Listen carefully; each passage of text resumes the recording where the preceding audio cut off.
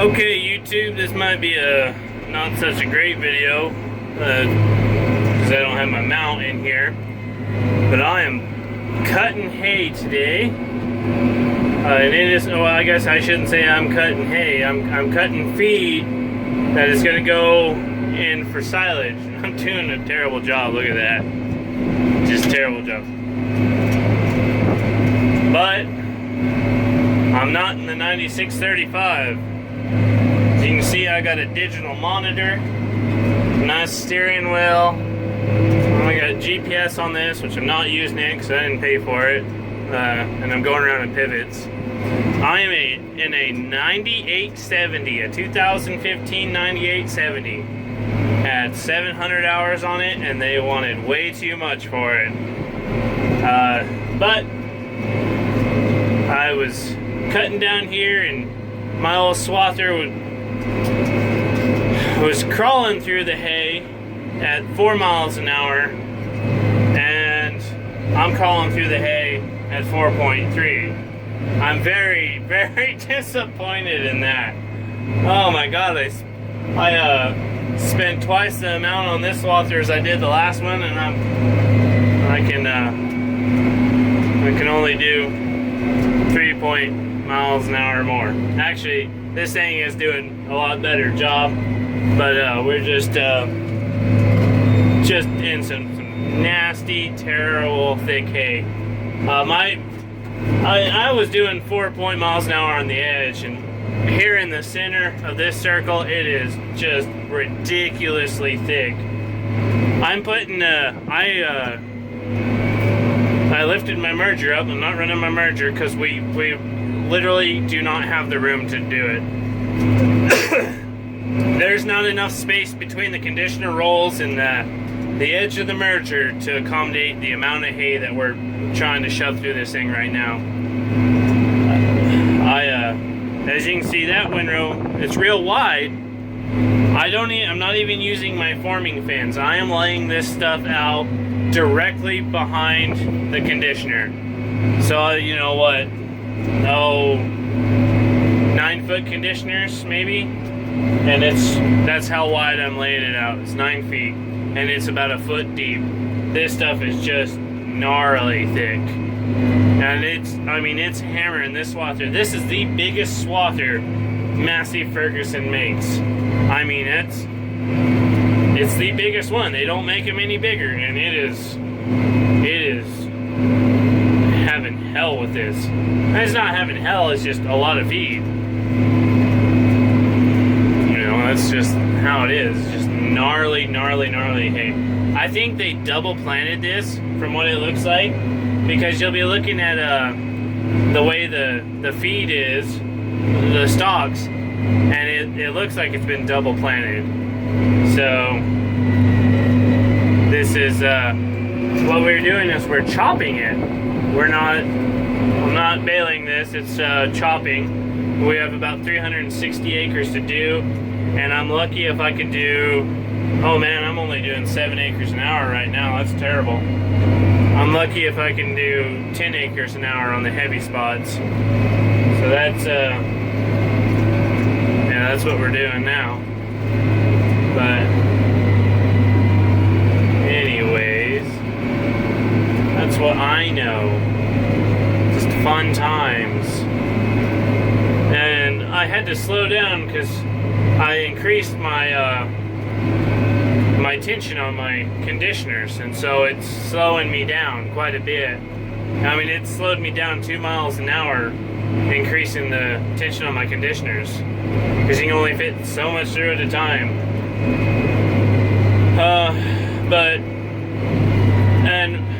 They wanted me to merge it. First of all, this hay grazer was supposed to be chest high, and it's 8, every part of 8.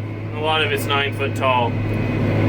So they wanted to merge it, but it's not drying down enough. There's some that's been on the ground since yesterday, and it's running 82-83%, and it's just not drying down.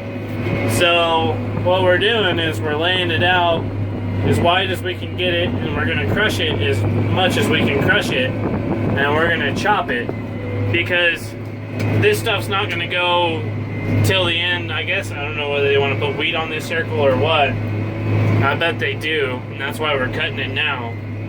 So we're cutting it now to try to get it to dry down to 72% moisture. Anywhere between 60 and 72 is where we really want to be on this stuff. And it's running, I imagine if they direct cut this, it'd be over 85% moisture. I mean, just a train load of water. So, you know, and I was really worried that they were going to be like, well, you can't merge it, we don't need you. We'll just direct cut it. But it's the dry down factor. So they got to have me to dry it down. Which is great, because I just put a down payment on a machine that's really, really expensive. But I was using my other swather, and a lot of you guys might be like, well, your other swather was cutting it. Well, it was cutting it. It was cutting it just like this, but I changed the oil in it 14 hours ago, and because it had glitter in it. I pulled the dipstick again today, and it had metal in the oil again. So, it wasn't a filter failure. Something is coming apart in that engine. And I'm not gonna, you know, I know the turbo's taking a dump on it, because I pulled the, well, I think it is. I pulled the intake off, and you can get some movement out of the turbo. So whether, but I think for the amount of metal I was seeing, I think that I would have had a lot more movement in that turbo. So if it is the turbo, okay, you know. Granted, you're gonna be like, oh well, that's $3,000, and you've doubled your payment per year. Well, it's not just the turbo that you're having problems with. You know, hydraulic issues, it's down on power. It's just, sure, this thing's dogged down right now in this heavy hay, and that other swather was running just as fast as I am now. But I could go to kochia weeds that were 2 foot tall, and it was dogging it down. I couldn't even run full speed in that. So, there you go. Yeah, I shouldn't be making videos right now. But so, I told myself, man, if this thing doesn't, well, I pretty much knew I was gonna buy this machine, but I still had it in the back of my mind, well, if it doesn't cut that hay grazer and merge it together, I shouldn't buy it. Well, that's true, probably, for where I'm at. But the man I'm cutting for right now is the man that's making my swather payments.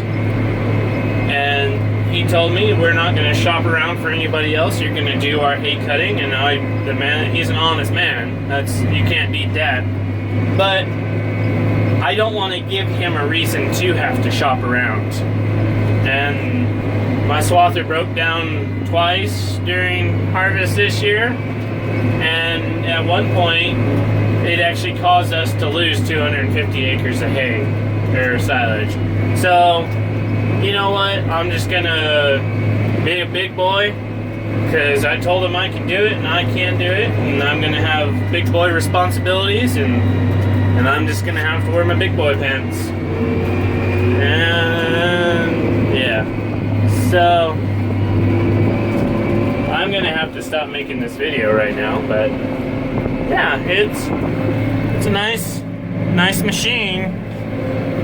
It has a few things on it that kind of an issue, but yeah, I will, you can see it's got the freaking tint, but I gotta go so I can get back to running this so I can pay for this damn thing.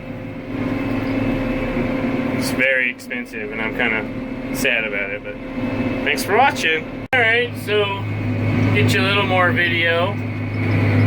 Man, these old machines are hard to run while you're filming. But what I'm doing is, you can see there's kind of a dip there. That's a pivot track. And so I'm going and I'm just laying out the pivot tracks. That way, when I'm cutting along, I don't end up laying a windrow down on top of that pivot track. Because then that pickup header on that thing will, you start throwing some dirt in with the silage, and we don't want that. But we've been having all kinds of interesting luck today with the chopper. Two windrows together is not drying down quick enough, and so then I started just laying it straight out the conditioners, and they couldn't pick it up. Boy, they're having lots of trouble. It was slipping under the pickup header and just all kinds of problems. And so now we're thinking, and we were conditioned that. I mean, we were crushing it. It was like the guy said, it looked like spaghetti. But so now I've backed off my conditioning rolls, because they're not gonna. I'm about a day ahead of them, and they're not gonna chop tomorrow. Tomorrow's Sunday, and I got stuff to do at home tomorrow. But so I picked up an extra mile an hour at least, if not maybe a little bit more. So that's really good. I'm happy with that, because I can go faster and it makes my fuel economy better. Because man, this stuff is expensive to cut right now. And see this hole coming up? I bet there might be a mud hole up there. So may have to. Yeah, there's a mud hole. So let me pause you, because I'm down in a pivot track, and I'll get out of this and we'll start back again. So pivot tracks are always a blast when they have water in them and they're deep, because you'll bury a swather quickly. So now what we're finding is, I backed off my conditioning roll, so there's not much telling if that's going to help. But they're trying to go directional now with the way I laid it down, and it seems to be helping out quite a bit. And so I'm on kind of just rambling, but I'm on a new pivot track now, and what I'm doing is I'm gonna go down one side and come up the other, and down one side, and that way they know exactly which way I went. And the other benefit of that is it's easier for them to get their trucks turned around, because it's terrible to have to turn a truck around in a tight space, and it takes up time. That was one of the very big benefits of us running a merger, is it gave them more space to run their trucks. But since we can't on this, that's one thing. And the other thing that I'm trying to leave you, there's probably another mud hole right there, but we missed it. You see that hay there is laying down, and if you've ever cut hay, you'll know that the side of the machine on the uncut hay is, it'll bend hay grazer over really bad. And since this isn't a real header, it's a disc header, I'm supposed to be going fast. In essence, you're supposed to be going at kind of a higher rate of speed, because those discs, when they cut the crop, they throw it towards the conditioner. There's nothing to grab it and push it into the conditioner like a real header with an auger. So the problem I'm running into is on this real tall hay grazer, is it's laying like that, and when I go and I turn around and I come right back down the same side, that tall stuff is shoving up into the one side on this cutter bar, and is creating a dead space, because it's shoving this material up into this cutter bar, and the knives aren't getting to it until it folds over. And so then you have this giant wad of crap that just repeatedly builds up and then hits your conditioner rolls, and I mean it spreads the conditioners apart. It makes a hell of a racket, and so I'm gonna, by changing the way I'm cutting, I'm gonna try to alleviate that. We will leave a strip of leaves on the ground where the hay was bent over, but that's, you know, that's just part of it. It's not gonna be perfect. So yeah, thought that would be an interesting little tidbit. I got my new phone now, but I also have a camera, which I'm really happy with. I haven't got to try it out yet, but my wife got me a camera, so I can do a little bit better filming. I have more options. Because the GoPro is nice, but it, there's no zoom on it, and the sound's not that great. And if you're not right up next to it, then you get a big old panoramic view, which, I mean, that's neat in some cases, but that's, not in every case. So that's what's going on. Of course, I haven't. By the time this video is up, you'll have known about the new swather. But as of today, I've got quite a few videos that I haven't put together. I've just been busy, and nobody knows except for probably the people who look at my Instagram that I have a new swather. So I guess those of you who look at Instagram, then I didn't take a picture of the swather itself, but you got to see the little monitor and get a pretty good idea. I don't own the old swather anymore. But that's what's going on. We're just cutting away. They want me to cut 12-hour days, and then today he asked me to, there's another mud hole down there.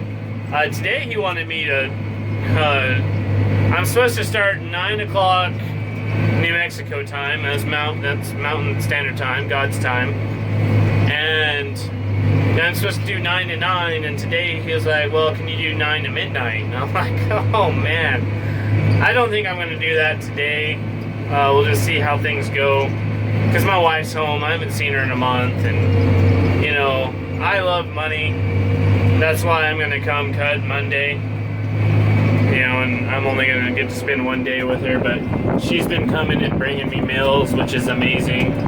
She came here last night. I felt kind of bad for her, because when she came home, she's like, hey, what are you doing tomorrow night? And I was like, I don't know, probably working. Why? She's like, well, I kind of wanted to have a date night. So, we got to have a date in the new swather. And we found out after 9:30, that's when all the skunks come out in this circle, and we hit 3 of them in one pass. So, I mean, it was still date night. It was just kind of a stinky date night. Yeah, it was. Always makes things interesting, but, she puts up with a lot, I guess. I'm thankful for it. Because most people would be cranky that I'm not spending their time with her, and I'd like to be there, but I got bills to pay. I definitely can't say no to this job, because I had to write a down payment check, and my down payment was the same amount as my other swather payment, which I hadn't made that yet because I had to buy. I probably bought 13,000 in repairs, probably a good 12,000 in repairs for that other swather, and I had to buy that trailer to haul it on. That was another $12,000. So, and then with the down payment I made on that tractor and baler, I've made a lot of money, but money is kind of tight. And so I've got some jobs now lined up, and this is one of them. So instead of having to find the money somewhere else, I'm going to use the money for these jobs that's what I was going to use to make that payment, and I'm just using it for the down payment on this machine instead. So I'd rather make a down payment on this machine than I would on a new motor for that other swather. But anyways, Now that we're at the 10-minute mark, I can bitch. I really like this swather so far, but I do have one thing I absolutely hate about it. I have two things. This tent line, I hate this tent line. It screws with me really bad. And your RPMs, so you set how fast you want your cutter bar to go, and it sets your RPMs to match that. I do not like that. I'm trying to, I hope there's a way around that. I hope you can set your engine RPMs, you know, full, you know, just full forward, and then set your cutter bar speed like all the other machines that there are previous to this machine. This is more efficient, and I think it'll probably be really good with wheat, and I got a plug there. It'll probably be really good with wheat, but for this hay grazer, it just sucks. Because if I speed my cutter bar up, I'm at 2100, 2150. If I speed it up to like 2400, like you're supposed to do, then my engine's at top end, and once you dog that cutter bar down, then you just, I mean, you just can't go. It won't do it. But if you had your cutter bar speed slowed down, where you had extra horsepower, you know, in reserve, then I think you could cut this stuff a little bit faster. I don't know. I could be completely wrong, but it would be something I would be very interested to find out. Now, I seriously doubt any of you guys watching have a 9870 just laying around, but if you do, and you know anything about it, that would be awesome. I don't have the books, or I would find out on my own, or I would look, but there's no books in this machine, so I'm gonna have to get all their ass about that. And I gotta get on their ass about the hours. This thing was supposed to have 700 some on hours on it. It's got 850 hours on it, so. And it's kind of strange. I may just be looking at it wrong, but it says the tractor has 850 hours and the cutter bar has 210 hours. So this thing has a new cutter bar on it, or what? I don't know. They sent me the wrong swather. I don't know. But yeah, I'm gonna harass them about that and find out. But anyways, thanks for watching this extremely probably boring video, but at some point I will get you a video of the outside of the machine, and I will tell you what I like about it compared to the 9635, and I will tell you what I like about well, there's no comparison with the Deere anymore, just because this one's so much newer, but I will tell you the comparisons between the 4995 John Deere I had compared to the 9635 Massey I had. So I'm kind of just hammered. See, look, I'm just dogging that engine down. So, yeah, that's kind of what I'm saying. It's trying to keep this cutter bar speed at that, and it just dogs the engine down. Well, that engine speed needs to be like 2,500 RPMs, and that needs to be 2,100 RPMs, and we ought to be able to just cut like motherfuckers, but, yeah. Fun times working for the man. So, fun lesson of the day, wasn't quite through. That's why you do not drive under the new center pivots. The metal weights break the windshields. Why didn't you tell me this? We could have avoided a windshield.